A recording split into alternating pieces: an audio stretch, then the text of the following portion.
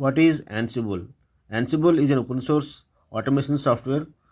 It helps in installing the software packages, configuration management, Ansible workflow.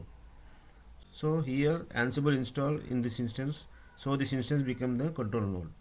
So right now Ansible control node will read the inventory file and it will execute the playbook like install the Nginx, deploy the website. So it will execute all the tasks. Where it will execute? It will execute in the manage node, and we will see the website on the browser. I have two instances are running. So this is the control node and this is the manage node. On the control node, I will show the files. On the control node, we can see the host file. Host file contains the manage node information.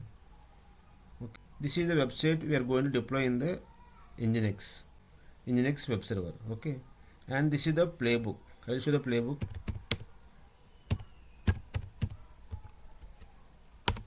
This is the playbook.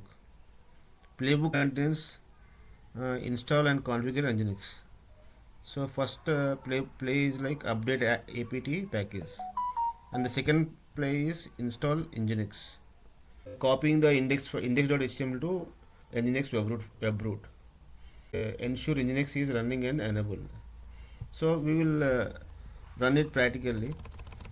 Yeah, Ansible -i host.ini. This is the inventory file, and AWS is the group, and -m is the ping module. We are running it. My control node is connected with the manage node. So Ansible -playbook -i inventory file. Playbook name is Nginx. Enter.